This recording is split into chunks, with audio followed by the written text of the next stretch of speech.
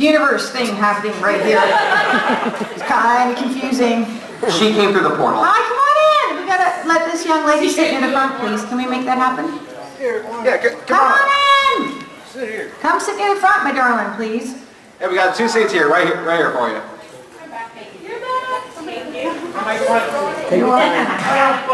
I don't think your hair is big enough. I think it's big enough. I think it can be bigger, honey. I think it can be bigger. I think it could have its own, like, you know, zip code. You look fabulous. Come put your bum in brown chairs. Yeah. Woohoo! Is that going to be okay for you? Comfortable now? Yep. Awesome. Hi, everybody. Hello, Nicole. Hi.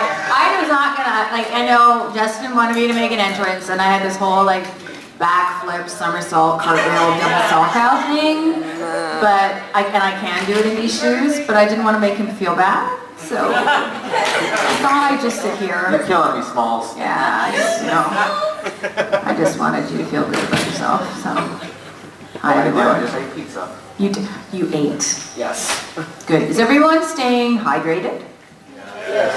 Has everyone had a bathroom break? Because if you need to go, now's the time. Yeah? Okay. Okay, never mind. Everyone's had some lunch, food. All blood sugar issues are good. Can you tell my mother? Great. Okay. And we can start now, Justin. Okay, go. Okay, well, I actually saw that you have done your fair share of charity work, just like all of us here with the Grand Brony Gala. What's some of the work you've done for charity? Oh my word. Well, I've done quite a bit. One of the charities dearest to my heart is Heart and Stroke, or in Canada, the, what do you call that, American Cancer Society? Heart. What is it for heart down here? American Heart Association. Thank you very much. So it's called Heart and Stroke in Canada. And so my father, I lost my father 21 years ago to heart disease, and he was 52 years of age. So, you know, that's really near and dear. I like to make a wish, so I like making people happy. And I just, in general, like giving back. However much I can. You know, you can give back, just, you don't have to be with an official charity to give back. You can pick up your neighbor's trash cans and bring them in, you know? It's pretty cool. Hi, come on in! Come in! Put your bum in a seat! Hello! Come on in! It's okay. I'm not going to embarrass you or anything or make you come up and tell me about your life or, hi, yeah, you come on in, put your bum in a seat. All right. And you are seated. Hi. I also understand you have your own production company called Predator Communications. Yeah. What are some of the highlights of that venture? Well, I actually went to university. So when I told my parents I wanted to be an actor, they were very supportive. I've mentioned my dad said the worst thing that you could say in your life is what would have happened if. That feeling of regret, that thing right there you almost had but didn't do. And so my parents said, that's fine, but you have to get an education, because 1% of actors actually make it, and most performers live below the poverty line. So I need to eat, and I need to have a roof over my head, and I need to care for myself. So I went to university, and I went back to university a few years ago, and I got my master's in communications because I wanted to feel smart again. And, well, no, honestly, you know, as a performer and as a woman in this industry, it is tough. Everything you hear about, I'm going to tell you, is absolutely true, and then some. You know, there is no gender equality. There is no pay equality. And for women, I work in front of the camera, I'm too old. Men my age have very long careers, and when they're 65 or 70, their love interest is 20. Because they've decided that nobody really wants to see a 50-year-old man with a 40-year-old woman, because that doesn't happen in real life. It's a very interesting industry to be in, which is why I love voiceover acting, because it doesn't matter what you look like. It's really based on your talent. But I went back and I got my degree because I wanted to prove that hard work would mean an A. Because as an actor, you can work really hard, you can audition, you can prepare. You might not get the job, right? And that validation, you can tell yourself, great, but really getting the job is the validation. And people won't tell you if you didn't get the job. They won't tell you how great you are or how close you came. You know? So I went back to school to feel this sense of accomplishment again. And my husband and I, we actually work really well together. Those of you who are married may know that that's not always the case. Or in a long-term relationship with a partner. Just because you're together doesn't mean you can actually work together. Absolutely. Come on in, put your mom in a seat, sit on down. And so, it's what it's like living in my house. Come on in. Oh, hi, nice glasses. I like your horn. You're cool. What music are you playing? Any go-go's? No? Even still. 80s.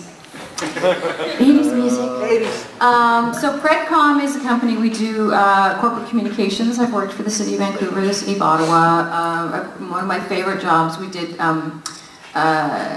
for the Vancouver Fire Department. We did their new campaign for gender diversity and hiring. They're hiring video. So that was really cool. Awesome. Because I got to go to the training facility where they light the big building on fire, and you see the recruits try and, you know, run up with all the equipment and do the body drag, and it was really inspiring to see how these people are putting their lives on the line for us. There was a couple of women in the class. They were so strong, they were so cool. The guys were strong and cool too, but as a woman, to see, it didn't matter. They were just going to get the job done. I loved that. That was awesome. So it was one of my favorite jobs. But you know, I have a lot of different hats because I'm curious about life and I like to be busy. And I have been a performer for 26 years. That's all I've done, which is not normal. But I'm very proud of it. But I want to challenge myself. And so it's a company that allows us to do different things. Yeah. Now, I think a lot of us here are hoping one day Princess Celestia will have her own episode. But if she were to have one, what's something you're hoping that they would do? I've been pitching from day one. I just wondered, like, I'd love to either flashback, like, to her awkward teen years when she has braces and like a really bad perm in the hair, you know, electric blue eyeliner and frosty pink lipstick. I'm bringing myself back to the 80s, people. I think it would be fantastic. And you see a day in her life of her trying to get through and get by and dealing with her sister and the cliques and all that kind of stuff. Or, you know, a day in her life, like what happens behind the scenes when she's not being Princess C. You know, she plays Sudoku and drinks Chardonnay. I don't know. She could. Could be interesting. So there's lots of stuff. And all I can say is y'all will be, Y'all will be? Y'all will be, it'll be okay. Let's go ahead and open up the floor for some of you guys here. Who'd like to go first? You're closest. So. First of all, it's very great to meet you. You're a great voice actor. Thank you. First saw you heard you in the anime. I don't know if you still hear about it. Silent Mobius as Kasumi Liqueur. Wow. I mean, how does it feel to work with all these other voice actors like Kelly Sheridan? Oh, I hate them. Oh, sorry, is that rolling? They're wonderfully generous people, and they make my life bigger and better. No, actually, I've said this quite a lot. I'm very fortunate to go to work with a bunch of people I actually like. You know, our community, and even, you know, I work in Toronto or Los Angeles. They're fantastically dynamic, wonderful people.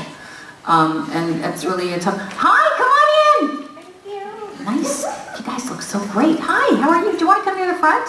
Don't sit near the back. Don't be embarrassed. Come on in. It's okay. Are you sure? Yeah, we have to go soon. Okay, well then you sit near the back. Miami to come. You came from Miami. You and a couple of the others. Darling, sit down. No, we're gonna Take a seat. Take a seat. Leave when you have to. Nice to see you, Miami. Okay, nice to sit down. Anyway, yes, so I love the people I work with very, very, very much. And a couple of them actually live within blocks of me, so sometimes I'll stumble into Andrea Libman or Scott. Do you guys know Scott McNeil's? Yeah. Yeah, I think he also played Wolverine on X-Men Evolution. Yeah, he lives a block and a half away from me. Oh, wow. So sometimes we have margaritas. Yeah, I know him. I said that. There you go, right? Yeah. I know that. How do you feel about the fan fiction? You know, I have to be honest with you, I haven't seen a lot of it. Here's what I say to all that. I am so thrilled that something I'm a part of inspires you all to be creative. That to me is amazing. If it makes you write stories, if it inspires you to draw pictures, if it inspires you to maybe stand up a little taller in class and give a presentation, if it inspires you to reach out to somebody and make a new friend, if it inspires you to write a song, to post a YouTube video, if it inspires you to put a streak in your hair because you think a pink or a blue streak helps you, it's okay, Mom, it washes out. It makes you feel. I'm not talking about tattoos or body piercings. I have 2 boys, they're 11 and 13. I have lines. We draw boundaries. Boundaries are good. But you know what I mean? And so some of it's great. I've seen it's very creative and very lovely. The interesting thing for a lot of us who work professionally in the industry, we have to be careful about looking at too much fan fiction legally, especially those of us who might be producers or writers, because we don't want to put ourselves in a position where we can be accused of plagiarism. You know what that is? You learn about it in school, right? Yeah. When you write a report, you take information from other books, but you have to learn how to put it in your own words and make it your own, which is what I think y'all have done with all the stuff that inspires you. So I've seen some things I haven't, some things I won't let my children see, some things, whatever floats your boat, people, but not my pond. You know, it's all good, it's fun. Fine. I love what you just said about if it inspires you thing, because MLP inspires me and so does your voice acting, which leads me to my question. Obviously from watching the credits I found out that you voice a lot of characters, so my question is, who did you enjoy voicing the most? Like, who's your favorite? Oh my word, of everything I've done? You know, I think in general, what I'm saying, what I love is, because I do work on camera when they want to hire an older person like myself. You missed my part earlier in this conversation, but I love when I can do voices that are completely different, not where I am at all, you know, because it's, what are you laughing at? You want to have some tea with me? You know, or I can be like this, and I can be anybody I want to be, or I can be like, I don't know, your car's smelly, whatever. But of all the characters I've done, so I just did, and you won't see it because you're too young and it's restricted, but I worked on Sausage Party. And you won't see it because it's restricted, and don't even think you can try. My kids are like, come on, can we, Mom? I'm like, no, it's not that bad. Yeah, it is. It's Seth Rogen. Think about it. That was fun, because I did about, I think I got credited with 5 different voices. And one of them was Sally Bunn, who's Kristen Wiig's Brenda, her friend. You know, there's always 6 buns in the hot dog bag. Oh, yeah. You know, there's always one that's squished. That's me on my farmer bag. So I really enjoyed that in that process. Gosh, voice. All sorts of. I'm involved in some really great shows right now. I have. Oh, if I can say. I may or may not have a new show, maybe or maybe not, coming out on Netflix or one of those things or something like that. And stay tuned to my Twitter and stuff, I'll let y'all know. But I got to play how can I say it without giving away? Not a human, not English, and not my age. So I had to do accents and be a different breed of thing, and so that's fun. That's what's so great about voiceover. You're only limited by the ability of your imagination. So, thank you. It was a great question. You're welcome. Hi. Hi. I've got a serious and a non-serious. Serious. Okay, I'm holding on. Go. Oh, like, Okay. plot. What do you think Celeste looks for when she's choosing to take on some student debts? And do you think that some of her previous students have become out of the corners like Plot has? Just like you said 2 or 3 years ago. I think Twilight Sparkle is probably her most successful student. I mean, you know, if anybody could just do what she did, then I'd have a whole lineup and it wouldn't be that special. Because, you know, it's a big deal what's happened. How does she choose her students? I don't know, maybe there's a sorting hat. That would make me happy, a mashup between Harry Potter. I was just at Universal Studios and I'm so Harry Potter right now. I got wands for the kids. Oh, it was so good. It was so good. How many butterbeers did you have? I had one. Okay, two. Maybe lost count. It was sugary. Yeah, it was good. But I think she chooses students. You know, it's like how do you decide that you're going to help someone? It's a feeling, right? And then you get a moment of inspiration and you go forward. There's probably a lot of ponies that would like to be under her wing. Did you get that? It was good. Funny, I'm here all week. So I think it's a little bit of instinct. And you just know when you see them. That's kind of how it is in real life too, right? You just know when you see it. Yeah, thank you. You had one more? Yeah, and so speaking of drinks you like, what's so... Hold on. Bye, Miami! Bye, Miami! Drive safe! Okay, drive safe. Sorry, sweetheart. Is it Justin? Is your name Justin? Yeah, okay. Yeah. He's also... Justin. Okay. We're both Justin. And so, speaking of margarita, so what's her favorite drink? Oh, her favorite drink? Well, not that I speak. What's so funny about that? It's got every alcohol, kind of like her hair, every color. Maybe a nice white wine. You know, the voice actor who plays Princess Celestia, she enjoys a margarita on the rocks with a salt rim, gold tequila. Finally. Or a Sauvignon Blanc, not a Chardonnay. Not a Chardonnay. Yeah. Hello. Hello.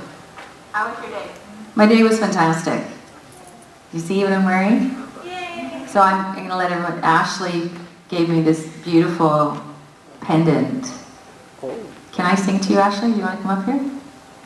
No? I'll sing from here. Come on, come on. Here. She gave me this beautiful pendant that says, "You are my sunshine." You all know I sing, I've sung. Can you put up with me singing? I'm going to try. You ready? You ready? Okay, you ready? You ready? You ready? I'm going to stand up. Oh, thank God, my feet are killing me. You are my sunshine, my only sunshine. You make me happy when the skies are gray. You'll always know, dear, how much we love you. Please don't take my sunshine away.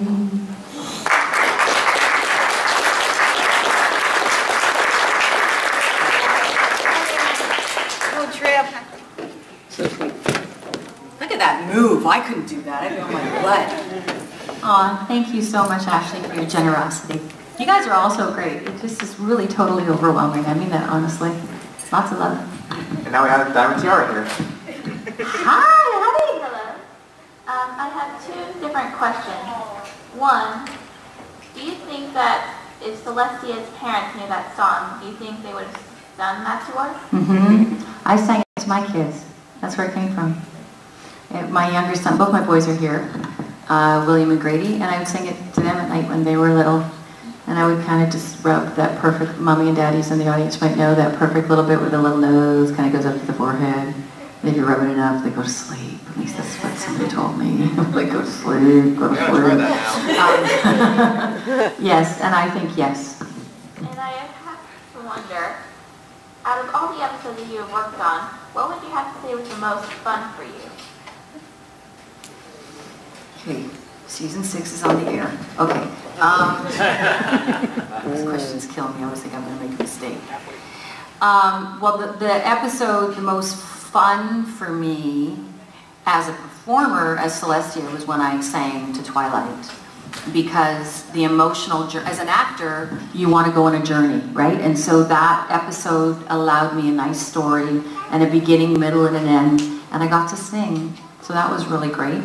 But my favorite episode to have recorded, where I should have been wearing diapers, was Hearts and Hopes Day. I talked about it at the last panel with Peter New. We record in like a U shape, right? And then the producers and directors are there. Peter and I are across the way from each other. And it started saying schmoopy doopy doo, and then it just said in brackets, they continue. First of all, telling two actors that there's nothing scripted and that you can just riff, it's not happened again. So it was kind of, let's see who would break first. And then the rest of the cast are on the ground, hiding their face, trying not to laugh out loud and ruin the take. And then I'm trying to look at the engineer, and he's bent over, and I can't see anybody else's head because they're crying. They're laughing so hard. And Peter's just like with his laser focus, like, I'm going to get you, Oliver. You're going to break first. You're going to break first. It was good. It was good. That was good times. That's when you kind of go, that, or else any session where you have to make animal noises, you're like, I'm getting paid to do this. This is really good. It's great. Can you actually give us a line as Shirley doing one of those? Justin, it hurts me so much. Justin, you're my little schmoopy doopy doo, my little booty doody booty doo, little Final, I thought you didn't talk, so this is going to be a shocker.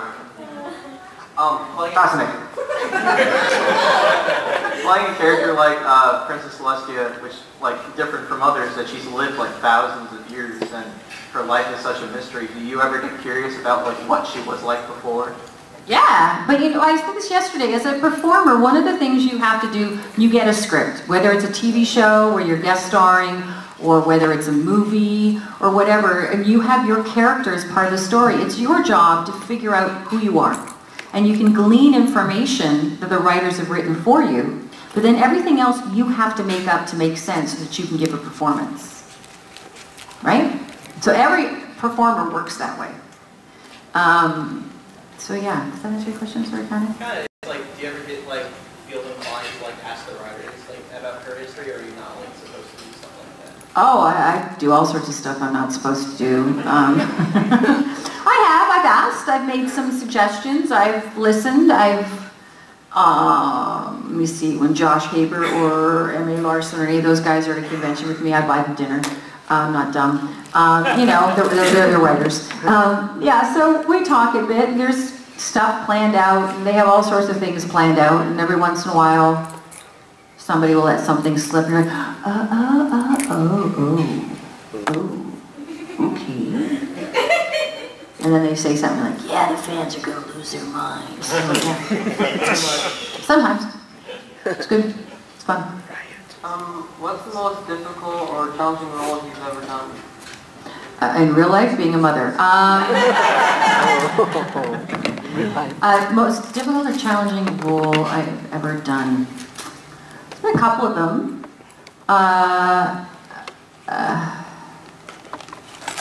There's a couple of voice jobs I've done recently that I'm allowed to talk about that, you know, I can tell you eventually. They were really hard because they were hard. The placement of the character was really kind of, you know, like this. And it's hard to do that for long periods of time without tasting blood, and that's a good time to stop.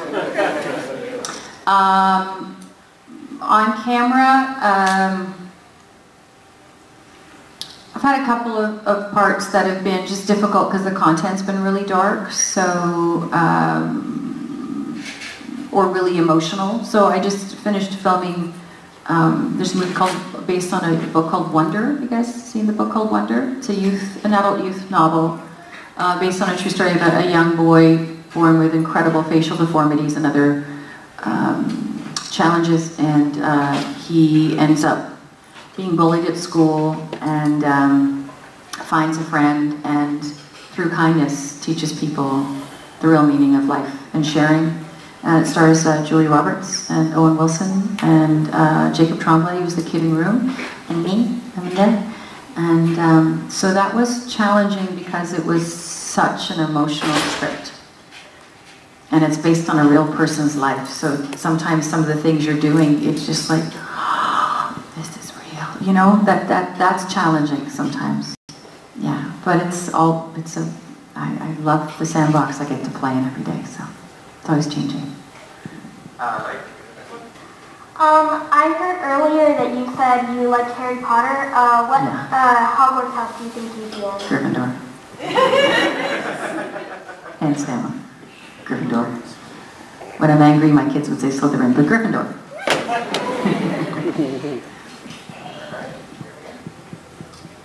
So, two of your major roles, Cheerly and Princess Celestia. We've got the princess and the educator. Whose role do you think is more fun for you? And then, a bit more philosophically, whose role do you think is more important? This is where my masters of communication will come into play. You know, whose role is more difficult and whose role philosophically is more important? Is that what you said? More fun. More fun. I will say both roles are tons of fun. Just you wait and see. Moose. And they're both great. It's so much fun. I have 3 really different characters in it. It's so much fun. I couldn't do that in a television show on camera or anything. But who's more important? They're all parts, you know? It's like, that's the idea of the show, right? Together we're better, right? Stronger, and I think they all represent facets of, parts of. In real life, you should all know, we all have every pony inside of us. And we just have to find the courage to let them shine when we need them, right? So there's my philosophical answer for you.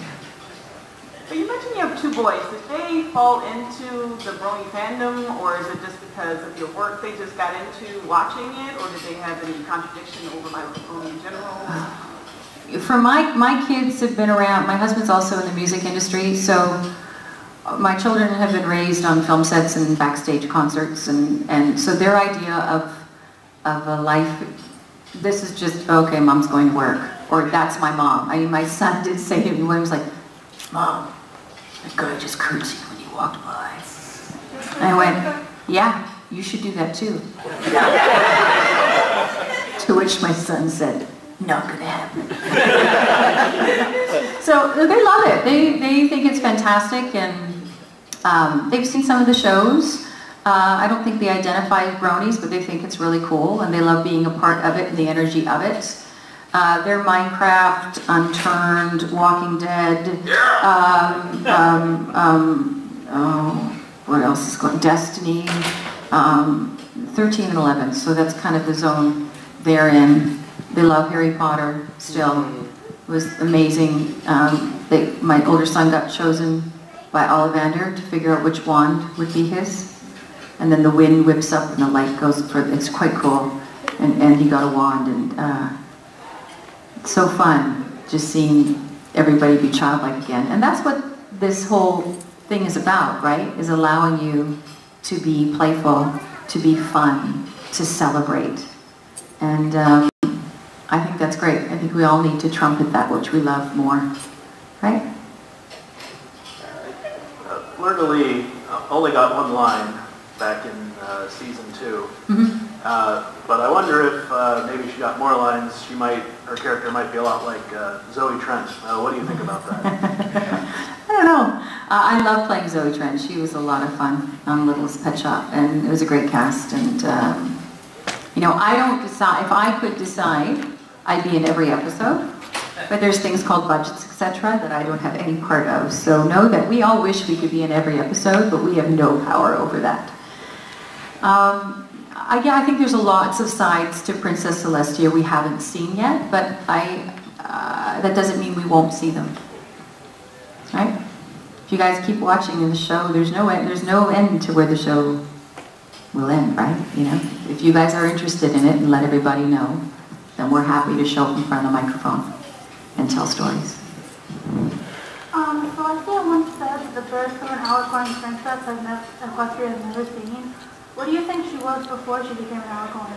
Who? Me? Celestia. You know, do you have a theory? I love hearing what you guys think. I mean, I've kind of said I think she was probably awkward, and I think probably she sees herself in Twilight a little bit, maybe. I think she was probably in the uniform. Yeah, well, I've been living a long time, and I look good.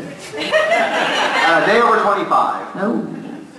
They have plastic surgeons in Equestria. 22. Yeah, I like your theory. I'm going to go with it. I'm going to take it. What's your name? Rihanna. Thanks, Rihanna. Yeah. Rihanna. Rihanna. I will credit you from now on with my answer. Thank you, sweetheart. Hi. Hi. Do you enjoy Princess Celestia? Yeah. Have you seen her hair?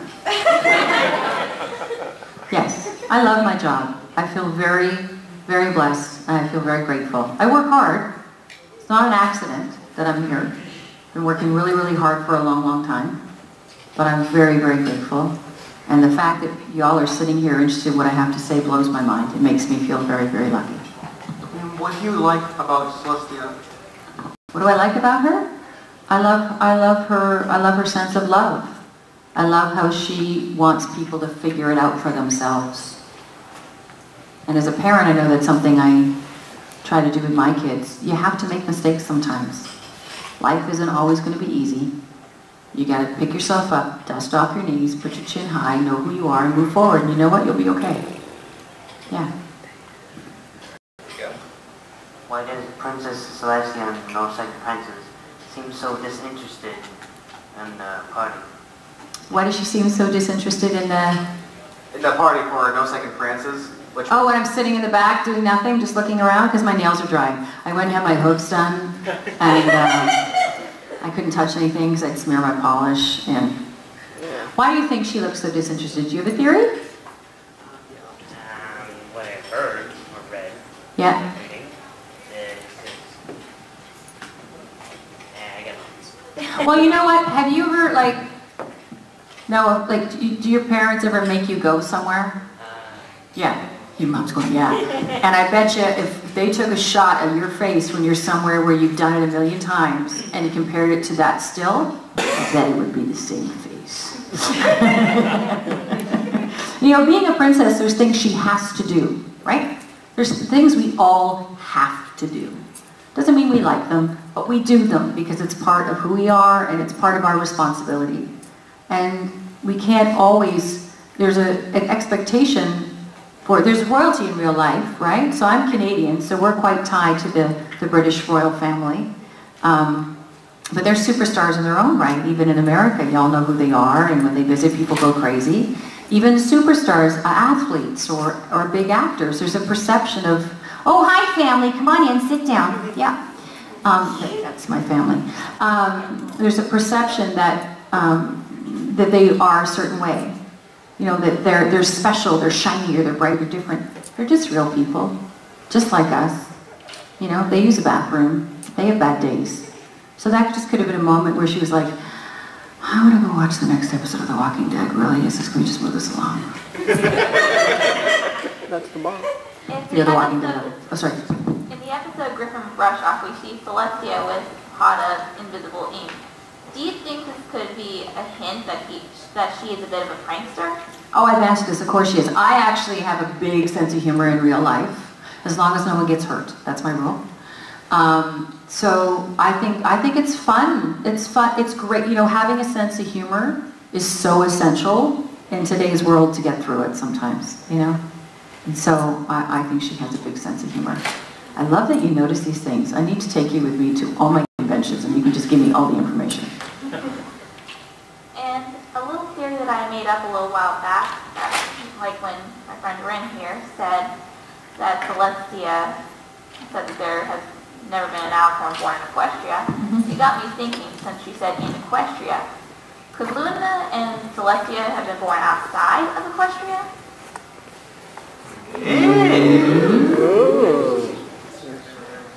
Smart. SMRT smart. That's all I can say. Smart. Your mind may be blown. What? Yes, sir?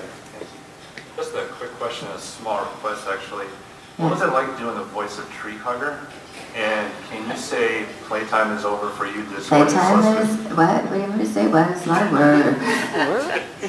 What? The line that Celestia actually says to Discord in the flashback episode, playtime is over for you, Discord, was actually defeated for the first time. Yeah, if I say that with that little camera running and recording in your hand, then you know what happens? It's so amazing. The Hasbro lawyers, they descend on these platforms and with their guns, and they take me down, and I will never be seen again.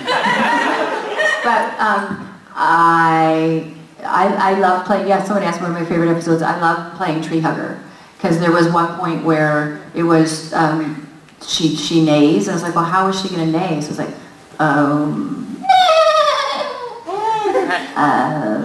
it was just fun. Daniel Ingram's best work ever. Thank you. So much fun. Thanks, honey. Thanks, Gregor. Let's go to our celebrity back here, Paradox. Oh, zip code. Hi. Hi. Zip code. I love it. I love your outfit. Oh my God, you rock. I'm a gemstone. Yeah, I get ya. It's kind of dangerous to be around here. I heard that dragons eat gems. Well. Yes, you're next. No! Stop giving me good lines here. My question is, do you ever miss the friendship letter aspect of the show? That's a good one. Yeah, it's a good one. We've evolved from that, right? Yeah. Yeah, I think we can come back to that, right? Yeah. Yeah. Yeah, there's other life lessons, right? Yeah. To learn, that's kind of what we've been focusing on. But I think the friendship theme is in every episode in one way or another. It's not just, making a new friend. It's about being kind. It's about opening yourself up to possibility. It's about listening. It's about eye contact. It's about touch. It's about communication. Those are all things I think that can fit under the general theme of what friendship is. But yeah, I liked getting letters. I missed them. We've seen a few times between a couple galas and like the other lady said, we saw the bucket of invisible ink. Any more chances of seeing Celestia let her hair down? I don't know, Moose. Next question. Yes. I hope so, right? I like multi-dimensional characters. More fun to play. Speaking of Paradise, are you ever gonna act as a voice character in Steven Universe? Love to. Give him a call. Tell him I'm available. You should tweet at Rebecca Sugar. Hey, Rebecca, you need a princess. Yeah, I just got a tweet from my friend here. He says he wants to know, what team are you for Pokemon Go? You don't want to know my opinion of that game. It will shatter you all. I don't play it. I don't let my children play it yet. I don't. No. I don't play it. Exactly. I think it's a lot of fun and how it's brought people together and got them out of the house and all the rest of it. I wish people would take their head up and not break their legs or bang on people's doors, I know, at 2 in the morning thinking the front door's a gym. So, but it seems like a lot of fun. What I like to play, I do like some video games. There's a video game from a long time ago that was still my favorite. Do you guys ever remember Myst? Oh! Yeah, I love that because I like that kind of deductive reasoning kind of thing. And I now know in some cities they have these escape adventures where I haven't done one yet, but it'd be like, it's like a real life version of that, right? But I'm so scared. I get competitive. Oh! Then I get anxious and I'm afraid I'm going to be shivering in the corner of some. But I really, yeah, that's the sort of games that I like to play. So yeah, I'm looking for some new recommendations, but the live action version of that, my friend said I probably really dig these escape rooms. Series. Pardon me? It was like 4 or 5 parts to this. Yeah, I slayed it. Slayed it. At least it wasn't Candy Crush. No. Oh. And that's okay. We all need to turn our brain off from time to time. Hello. Hello. I have a really weird question, but I just had to ask it. Okay. Do you like bananas?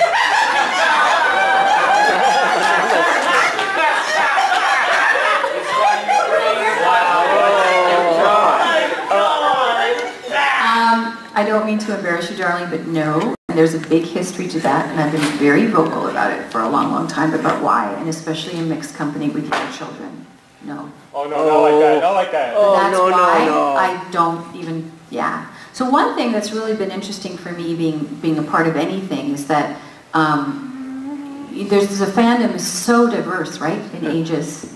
But it doesn't mean you can't have those areas. But for me, my boundaries are like, I kind of try and keep it family-centric. I mean, I swear like a sailor in real life, but I desperately try and walk the PG line, and I try and move forward in a way that I think will make my family and me proud.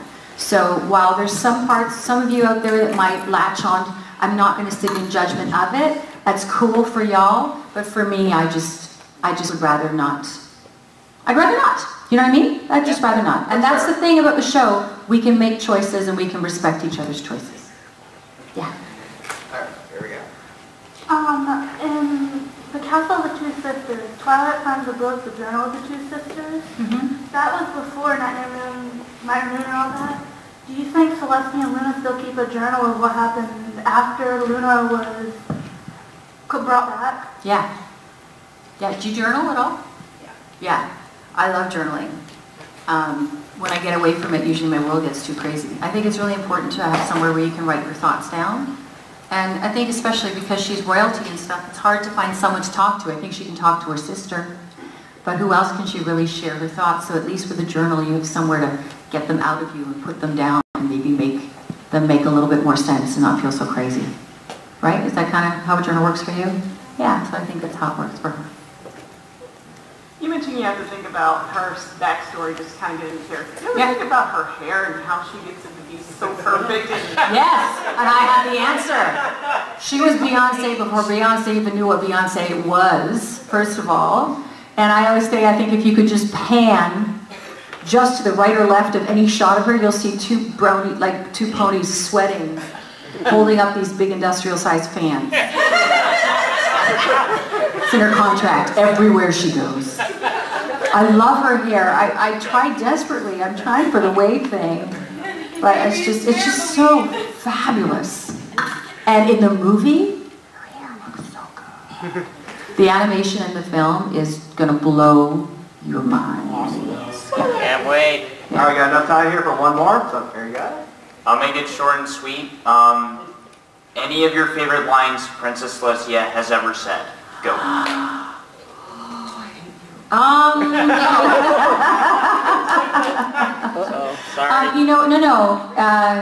Probably it's the song she sings to Twilight. Oh. You'll play your part. Well, no. You've come such a long, long way. Yeah. I love that whole song, the lyrics. Danny Ingram did a great, beautiful job with it. I love what it represents. Yeah, actually, our Celestia wants to ask you something here. You don't mind, do you? Yeah, see, she has fabulous hair. Oh, thank you. You're welcome. This is actually not a Celestia-related question. I'd like to know... I'm sitting down. I know, right? I'm sitting down. It could be, though. Okay. What is the best role, actor, voice acting that you've ever done in your career? Wow. And why? Well, I did a movie in 1998 called The Falling, and I met my husband on it, so that's probably my best role ever.